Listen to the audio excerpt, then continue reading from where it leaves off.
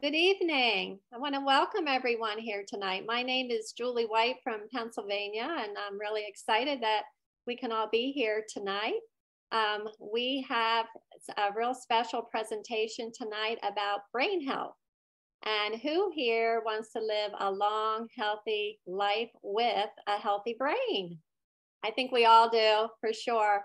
So I have my notebook. I hope you guys have your notebook because our guest presenter tonight is Dr. Deborah Viglione. And it's a real privilege and honor to have her on here tonight. She is one of my favorite doctors to learn from. She loves to be proactive. She's super knowledgeable, and she's also very compassionate. She just shared that her goal, her heart is that she wants to save the world. So this is going to be amazing tonight. I want to give you a little bit of her background. She is board certified in internal medicine with the American Board of Internal Medicine. She is also board certified in anti-aging and regenerative medicine, and also integrative internal medicine practice she has in Gulf Breeze, Florida.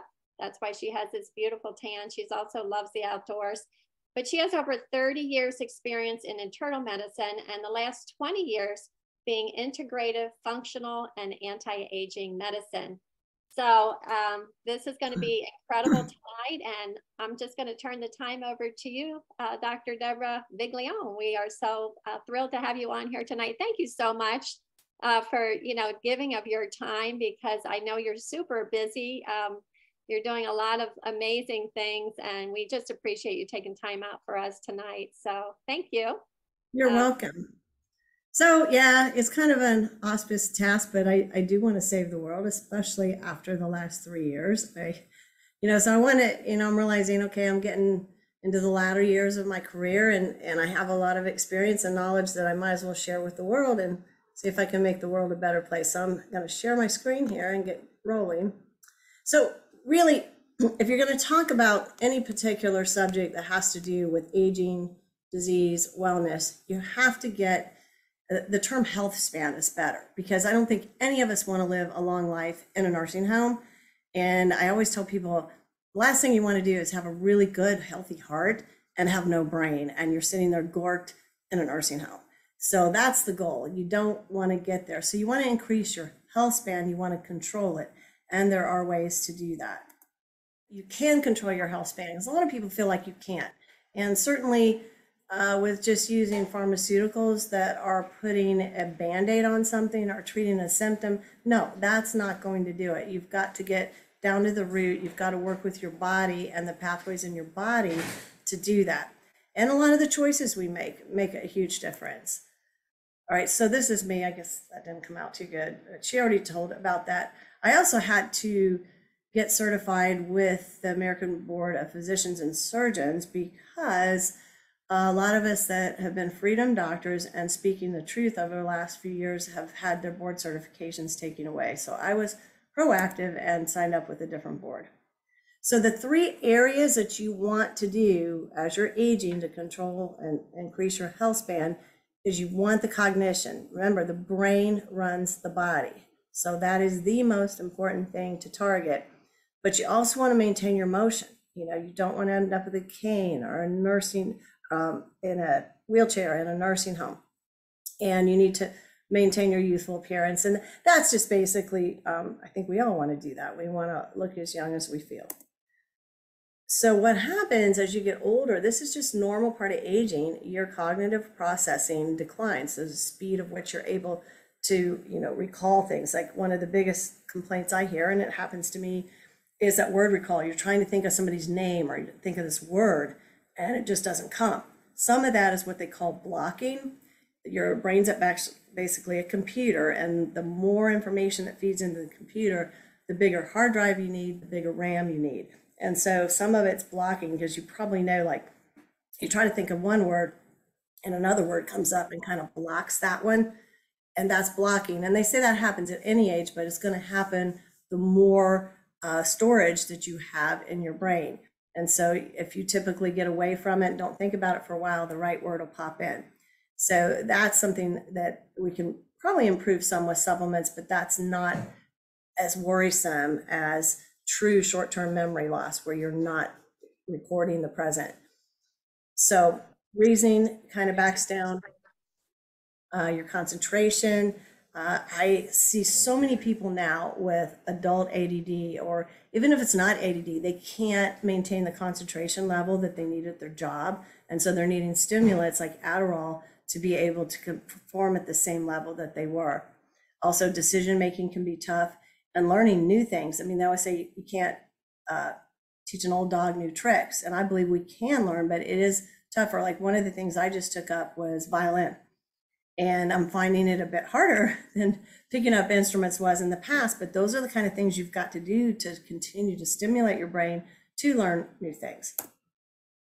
So what exactly is aging? It's a good deal of just wear and tear on the body. I saw somebody today who her back is just disintegrated and she's had to have all these surgeries. That's wear and tear. We get that, you know, if you've had a job where you're lifting a lot of heavy material. In her case, it's hereditary. You know, she didn't do anything, but her back deteriorated. But when you're looking at this, you've got to look at what's the underlying process. What is the root cause? Because if you don't treat that, it's not going to get better. You know, like if you have mold in your house and you use bleach or something on it, if it's underneath and you haven't gotten that water leak gone, it's going to keep coming back. So if you don't treat the oxidative stress, you're not going to get results, or not long-term results. So we're going to go in a lot of detail on oxidative stress because it won't make sense what I'm talking to you about tonight if you don't understand what's actually happening. And so oxidative stress is the major cause of wear and tear and aging in our body, and that causes inflammation, further damage. And so there's over 200 diseases, and I would wager to say almost every disease has its roots in oxidative stress, except for maybe some of the inherited diseases that children are born with. So I just put this out there because, you know, this is not where we want to be, but doing things like playing with puzzles, that's a really good way to stimulate your brain. And I know we've all had this where you go and you walk into a room and you can't remember why you went there in the first place. Some of that is lack of, I think, concentration and being in the present. One of the terms you probably hear a lot of people talking about is, the yoga term, mindfulness. You know, mindfulness. Well, what they're meaning is being in the present, registering the present. Because I think a lot of the short-term issues we have is that we're not thinking about what we're doing. We're not actually recording that memory.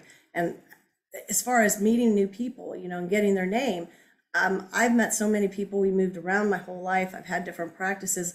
A lot of times people tell me their name and I don't register it, you know, and then of course I can't recall it because I never recorded it. So you have to really think about it, associate it with something, you know, be purposeful, try to be in the present, and that way you're going to remember things more. I was always kind of one step ahead, you know, what's next in my career, what's going on, and I realized I don't have a lot of really good memories of the past because I didn't record them. So I like this because this is me, the stress. So it's all kinds of things that cause it. So this is the theory of aging and disease, that you are just accumulating a little bit at a time, microscopic damage to your cells, cell membranes. And your cell membrane is actually the most important part of the cell because it controls what comes in and out and the electrical charge of the cell.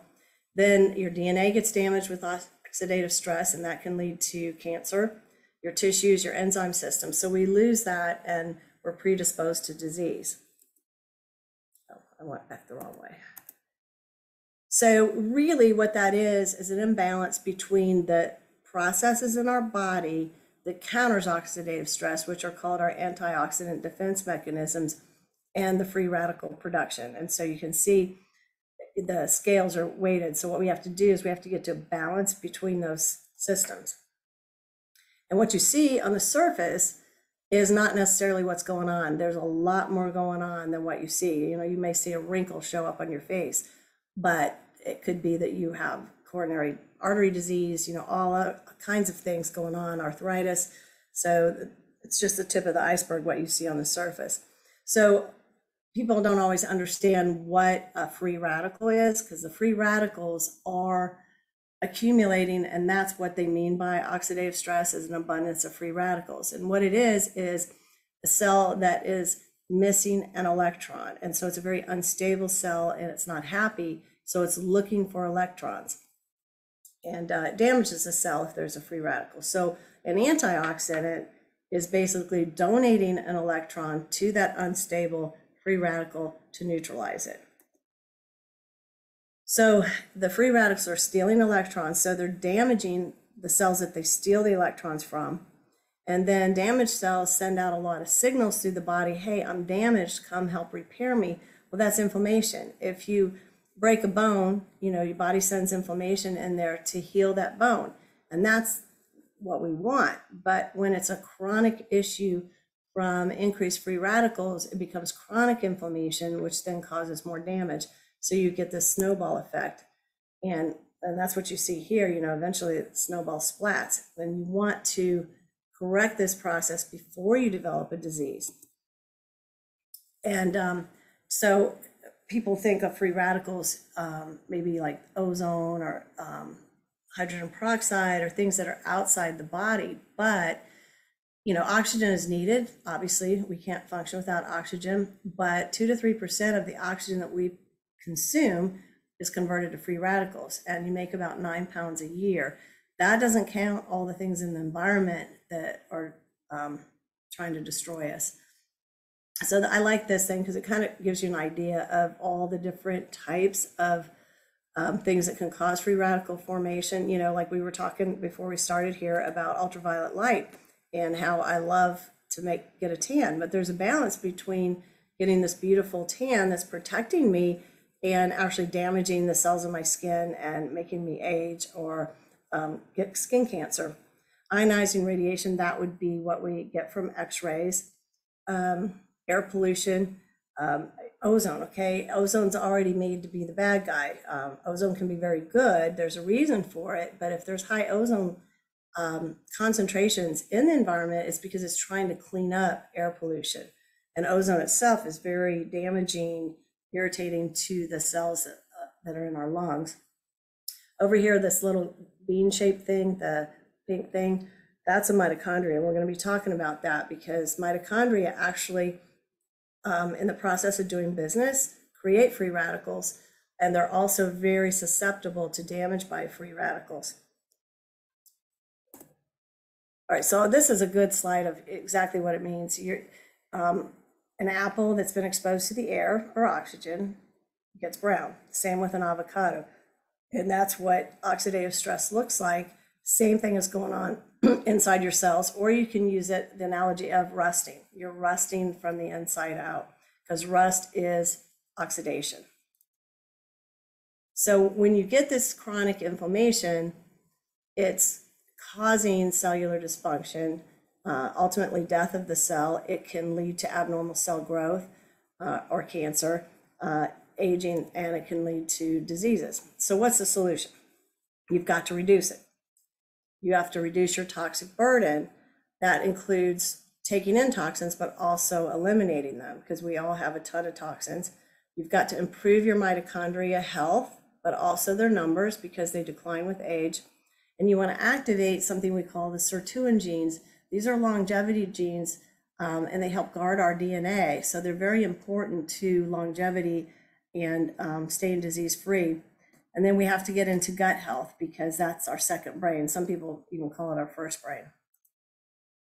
So lifestyle changes, and I'm not going to get into this a lot because that would be like a whole separate lecture, but just common sense. You've got to improve your sleep quality because that's when we do our repair and when we can synthesize neurotransmitters and relax our body and allow it to heal. And you want to get at least 8 hours, 7 at the minimum, but there are so many studies out there that the person that only sleeps 3 to 5 hours a night, they die early. They do not have the same longevity. Exercise is important, not too much exercise, but definitely moderate exercise. When I say too much, I'm talking about the ultra marathoner, the ultra triathlete, not taking any days of rest. That does produce a tremendous amount of wear and tear on the body over time. And sorry, people, but the sugar's got to go. Processed food and sugars, and just in my lifetime, the cereal industry exploded. And that is a lot of people's staple, but it's full of sugar and gluten and grains that are harmful to us. And it's just got to go. Studies are really bad when it comes to gluten and sugar.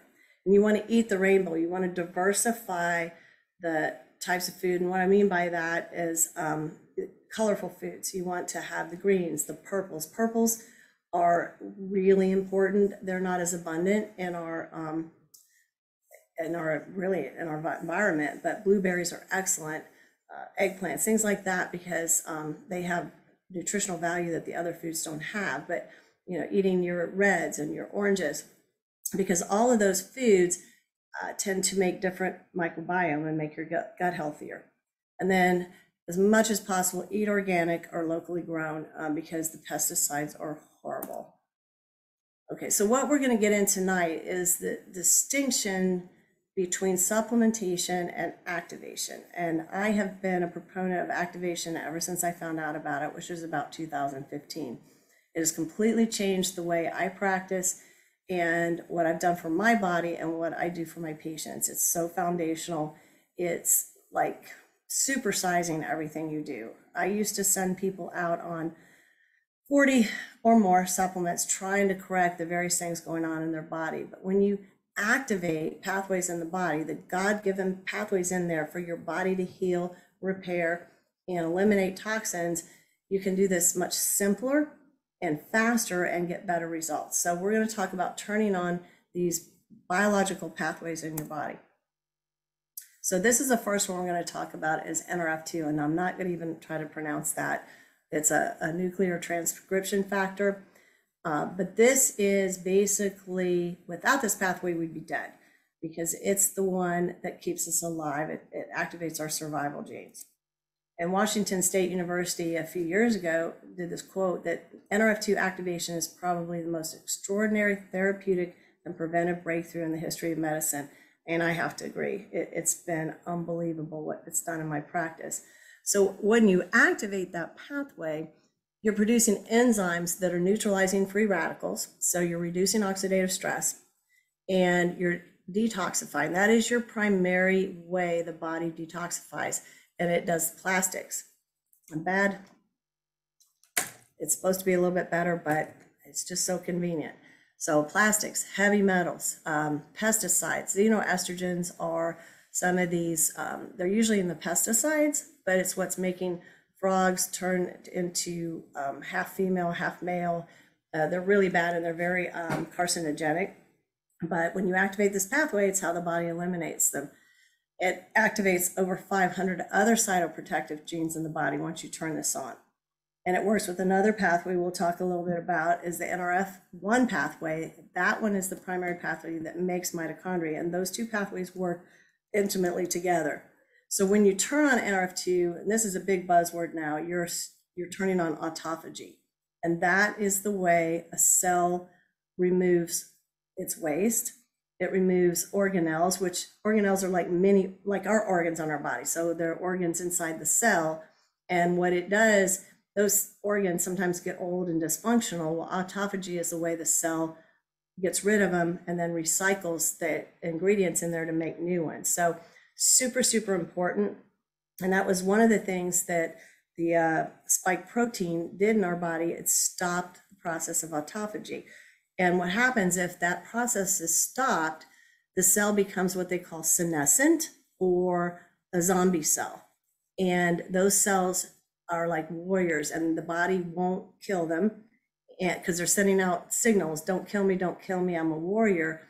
But they cause a tremendous amount of inflammation, and they can actually promote the incidence of cancer starting. So they're bad guys. You want to get rid of these zombie cells. So NRF2 activation also modulates your immune system, brings it back into balance, and helps it be stronger. And in the process of doing all this, it's very, very anti-inflammatory. So this is, the number one pathway you want to turn on to live longer and healthier. So what I'm going to talk about tonight, and there's a reason that I'm not mentioning actually product names, One of it is for compliance reason and FTC reasons. They really don't like us talking about products in the natural realm unless we're talking about a pharmaceutical. So we're going to call the one that I am speaking about an herbal NRF2 activator. And you can get back with the person that invited you to the Zoom, or you can email me at the end. I'll give you a contact if you would like more information. But this particular product has so many peer-reviewed university studies on various different aspects about what it does, but it's absolutely been proven to work. And I didn't realize this was going to be an overlay, but it reduces your oxidative stress on average by 40% in just 1 month of taking it. And by 4 months, you're usually up to about 70% reduction. So you're getting back to where you were as a child. And it produces the enzymes that gobble up or neutralize free radicals. One of them is called superoxide dismutase, another one's called catalase. Catalase actually neutralizes the free radical hydrogen peroxide. And glutathione, if you don't know about glutathione, read up on it, but it is the biggest detoxifier and antioxidant, and it's made in all of our cells. You really, really need that. And when the body is stressed and getting older, you don't make that as well. But this will make your body make it, as opposed to taking a supplement. And the supplements tend to not be absorbed that well, and they don't last very long. So you really want your body to do it. Okay, let's see. Oh, and it neutralizes. Okay, so if you say, vitamin C, we all know about that as an antioxidant. Well, one vitamin C neutralizes one free radical. When you turn this NRF2 pathway on, you're neutralizing 1 million every second in all your cells. So you can't even get close to it with dietary or even, taking vitamin C. So with that being said, well, does it work on the brain? Absolutely it does. So I'm just going to cite one study. There's several more out on PubMed, but the oligodendrocytes are cells that are in the brain, and they're also in your peripheral nervous system too, but they produce myelin. Myelin is a protective sheath on your neurons that allows the electricity to pass faster. I'll show you a diagram in a minute. Neurons carry the electrical signals in the brain, but when it's damaged, the electrical signals don't go very well, and it leads to the death of your nerve cells. And the free radicals and oxidative stress are responsible for damaging this and killing off the oligodendrocytes, and then you can't make myelin. So this is what it looks like. This is a nerve cell, the one over here to the left with, I don't know if you can see my thing, and then over here, the oligodendrocyte is this red thing, and you can see the little myelin sheaths that it's making, and then you can see the damaged one. Well, one of the diseases that you guys are probably familiar with is multiple sclerosis, and where it's attacking is the myelin sheath along these nerves, so the electrical impulse can't travel down the nerve when the stuff is destroyed. So what they did in the study is they took 3 products, methyl fumarate, sulforaphane, which actually comes from broccoli, and the herbal NRF2 synergizer, and they bathed the oligodendrocytes in that to see if it would protect them from oxidative stress. So what they did after they bathed them or exposed them, then they exposed them to a free radical or oxidative stress. So they used hydrogen peroxide and glucose oxidase. And the results and conclusions is the herbal NRF2 synergizer outperformed the other two. They were looking at different levels of enzyme productions, the good guys. Outperformed them on making the good guys, but it was the only one that protected the oligodendrocytes and actually made new ones, new healthy ones. So it was groundbreaking, earth-shattering, along with the several other studies. So I invite you to go to PubMed, to Google Scholar, and talk to the person that sent you there, and they'll tell you the word to look up so that you can see these studies, because it's absolutely amazing. I prefer Google Scholar a little bit more than PubMed now, because Google Scholar is not censoring things. PubMed is keeping things off of there that they don't like. But so now we're going to shift to the mitochondria, because that's super important. The mitochondria are where we make our energy. And the brain and the heart and the liver are like the number one places or organs in the body that have the most mitochondria. And so basically there are hundreds to thousands of mitochondria per nerve cell that you saw. And the mitochondria are extra susceptible to oxidative stress. So mitochondrial biogenesis is just the name for making more mitochondria. And you can see up here at the little picture I have, the yellow one is a healthy one, the other one is a dysfunctional mitochondria. So the main pathway that makes this is, we call it the NRF1 pathway. And those two pathways work together. One, the NRF2 is helping to protect the mitochondria from oxidative stress, but the NRF1 and NRF2 pathway work together to create more mitochondria. And so what we like to do is the herbal blend where you have both of these because you're activating both pathways. And so that equals more mitochondria, healthy mitochondria. One of the biggest symptoms of aging is you're tired. You know, you don't have the energy. Kids run around all the time, and we don't have the energy to even get through the day. You know, thus you're drinking caffeine, energy drinks, taking Adderall, anything you can to get through the day. You don't want to do that. So the last one is sirtuin genes. I'm showing this just because it's a complicated pathway. And you can see that it's involved in mitochondrial biogenesis. It's involved in insulin sensitivity. One of the problems with aging is weight gain. How many? Unwanted weight gain. And then ultimately diabetes, you know, or pre-diabetes. So you want to prevent that. And it makes you more resistant to oxidative stress if these pathways are operating. It helps you get rid of old damaged cells. And it helps with balance the insulin secretion in the body. So it's pretty amazing. And this is the pathway that you're trying to activate with fasting and intermittent fasting. That's why it's gotten so popular. And one of the things you can look at is activating AMPK. In fact, there's actually supplements out there. There's supposedly AMPK activators.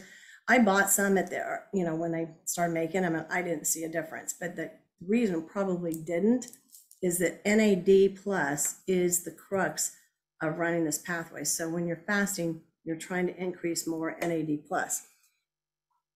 Okay, so why are these genes important? They are our longevity genes. They are known as a cellular guardian. They help us protect our DNA. They also help us with this gene called P53, which helps us prevent cancer or abnormal cell growth. And if you increase the activity of these genes, it leads to longer life and multiple studies. And it helps reduce age-related loss in function. There are actually organizations out there that people join for calorie restriction because we know that calorie restriction is associated with longer, healthier life, but it's not fun. You know, these people are skinny, they look weird, and you know, I don't know about you, but I don't have energy if I don't eat enough. So what this is nicotinamide adenine dinucleotide, and it's found in every living cell, and it's necessary to make energy, but it's necessary, I mean, without NAD, you would die within seconds. You have to have this. And it actually runs the whole mitochondria, what we call the electron transport chain. So without it, the mitochondria can't even function. But to activate the sirtuin genes, you have to have NAD. And that is a big, big thing now because they think that some of the people that died of the SARS virus ran out of NAD. You know, they just couldn't make any more energy. And a lot of the treatments now for people with chronic COVID or post-COVID syndrome is getting the NAD up. In fact, I can do IVs of NAD in my office, but they're super pricey and they don't last real long because the body uses it up and then you're back again. So what happens is you have great sirtuin activity, but starts to go down as you get older. That's 40% in age 50, but by the time you get 90 or 80 years old, you've lost 98% of it. That's why old people just sit around and sleep. You know, you can get them up to eat and then they turn around and go to sleep, and that's not what we want to do. So again, we're going to flip the switch on this pathway and we're going to make more NAD+. So this particular product we're going to talk about, 2 capsules increase sirtuin-1 activity 100% in just 24 hours. You can't do that. I mean, you know, if I do a drip, yeah, you're probably going to have it. But if you take this every day, you're increasing your production of NAD+. 72-hour water fast it takes to get it up about 96%. So who wants to do a 72-hour water fast? And you can't do that day in, day out. So this is the only product that's clinically proven to do it to this degree that's out there. Okay, so I'd be remiss if I didn't get into the gut. Now that, to me, those are foundational.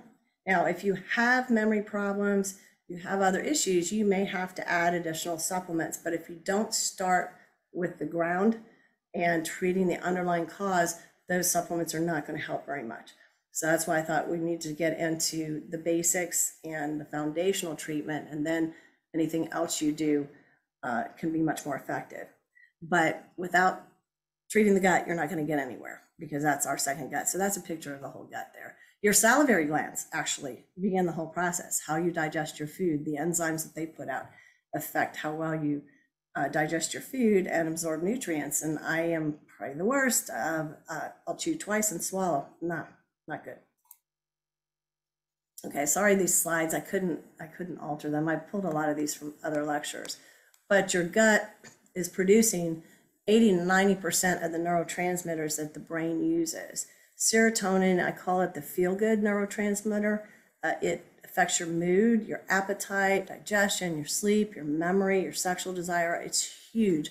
That's why there's so many drugs out there, SSRIs, that help you increase your serotonin level. But 90% of this is made in the gut. And if you don't make it, you're going to end up having to take something that helps give it to you. Dopamine is kind of your motivation neurotransmitter. It affects your movement, pleasure, attention. So most of these drugs for attention deficit are focused on dopamine. Norepinephrine is the one that gives you a lot of energy, arousal. It controls your heart rate, how well you metabolize your food that you're eating. Epinephrine is a close cousin to that. But so we really, really need to focus on the gut and get it healthier. So, you know, most people understand somewhat what a probiotic does, but it helps you digest your food, obviously. It improves your metabolism, and the type of bacteria in your probiotic can affect your metabolism.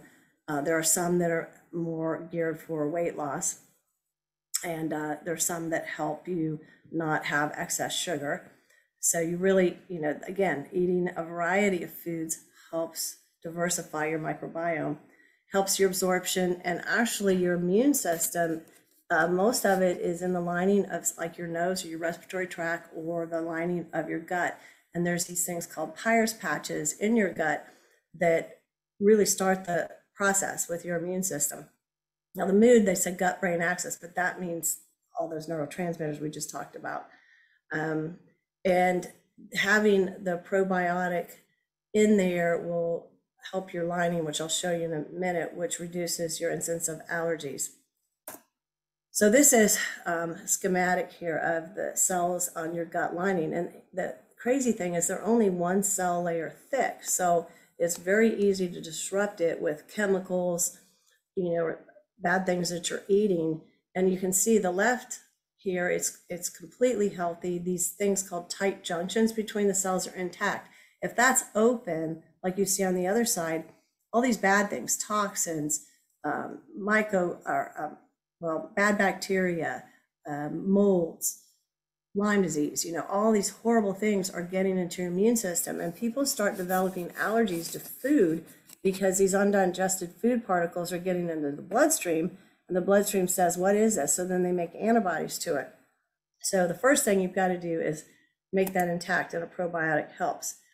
Well then, a good garden needs sunlight, water, and fertilizer. Well, you need to feed your good bacteria so that they stay there and replicate. So that's really, really important, and that gets left out a lot with the prebiotic. And I'll tell you a little caveat.